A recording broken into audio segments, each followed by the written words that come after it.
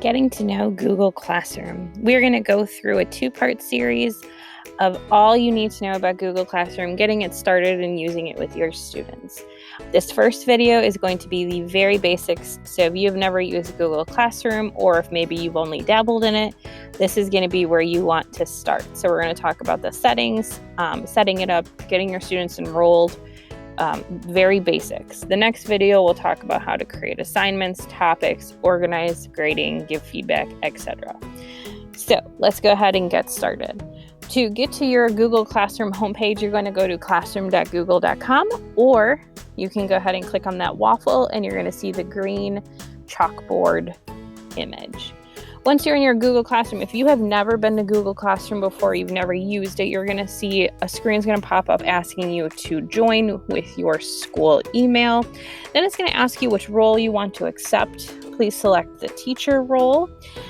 When you are enrolling students for the first time in Google Classroom, they will also get that question. Make sure they click the student option. Now, to make your Google Classroom for the first time, you're going to go ahead and click this plus sign, and you're going to hit the second option, which is create class. Go ahead and give your class a name. If you are an upper elementary teacher, you may want to do a class for subject areas to help your students stay organized. Otherwise, you may want to do it all in one Google Classroom, totally your preference. You're going to go ahead and create that class. Takes a little bit of time for it to generate, but once it does, we'll be rolling here. All right, so there's a few things that you're going to notice when you first get to your Google Classroom page. You have this really nice header here. You can go ahead and select a different theme if you would like. So if you're creating a class for reading, writing, math, etc., you can do that. If you want to get real fancy, you can also upload your own photo. I've seen the craze of people creating really cute Bitmoji photos for the top of their Google Classrooms. Connect with your tech coach if you want help with that. So you can do whatever you want to customize your theme there. You're also going to see you have a class code right here. So this is really nice for when you want your students to enroll, especially grades 3 through 5. They're pretty used to being able to go to classroom.google.com and hitting that plus sign and typing in a code.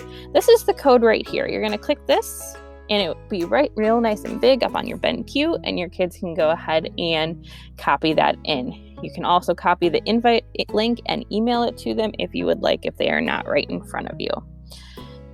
All right, so we're going to dive into the settings first, because there are a few settings that it's really nice to know about before you even get students enrolled. So go ahead and click on that gears icon, and you're going to see this is all of your settings for your Google Classroom. You can change the name, the description at any time.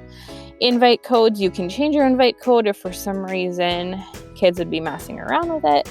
But the biggest thing is this stream one right here. See how it says that students can post and comment? I like to have that turned off so that only teachers can post and comment at the beginning of the year, so that we can talk about digital citizenship before we open that up. Because if you don't have that changed, you're going to notice the first day you enroll students in Google Classroom, they're going to like to say hi to one another. The next feature that's really nice and brand new is the Google Meet option. So you're going to see they have built Google Meet right into Google Classroom now. You can go ahead, and it does not come with an automatic generated link. You actually have to turn that feature on. So you're going to go ahead and click, if you choose to, generate link. And now this link is for your students at all times. You can have it visible or not visible. So I'm going to keep it visible so I can show you what that looks like. And if for some reason you would need to change the code, meaning close down one of your rooms and open up a new room the next day, you can just click this down button and hit reset, and it will give you a new code to keep that closed. You can also turn off the visibility. So honestly, for me, I would turn off the visibility at night and change that link so that every day it's a new classroom or a new Google Meet setting, just to feel safer on my end. All right, so we're going to leave that Google Meet visible, and we're going to hit save. And you're going to see if I go to the classwork tab. So your stream tab, That's going to be like your news feed. Your classwork tab is where you're going to do most of your work. This is where you're going to create assignments, topics, quizzes, etc. But you're going to see this Google Meet option is right here. If I click on this, it's going to take me right to Google Meet, and I can start my Google Meet right there. All right. You also have the Google Calendar option. So we will go through this in the second video, and we'll go through the class drive folder in the second video as well. Now, enrolling students. How do you enroll your students? Like I said, you can give them this class code. So you can have them go to classroom.google.com and hit that plus sign just like you did to create this class. Only they're going to click join with code, and the code is right here.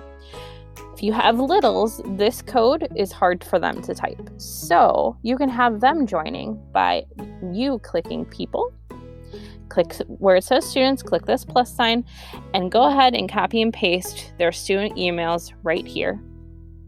Then all they have to do is go to classroom.google.com, and they're going to see your icon, and they just have to hit a gray button that says join, and they'll be enrolled in your class. You can also copy this link and email it to them if you would like to do that as well. All right. One more notification, or one more setting that I wanted to show you about is if you go ahead and hit your pancakes on the left-hand side and you scroll all the way to the bottom, you're going to see there's actually another settings page. And this settings page is like an overall setting. So I'm going to go ahead and click on that. And email notifications. You may want email notifications. You may not want email notifications. Usually if you're in multiple classes like I am, you don't like to have emails for every single thing that's turned in. So you can go ahead and change that notification right here. You could also change your profile picture here if you would like your profile picture to look different in Google Classroom for your students. So this is the basics of Google Classroom. The next video is going to go more in depth about how to create different levels of classwork using quizzes, giving feedback, viewing student work as it's in progress. So you're going to see that all in the next video. This is just the basics to get you started. And after you get your Google Classroom set up, we'll dive further into those details.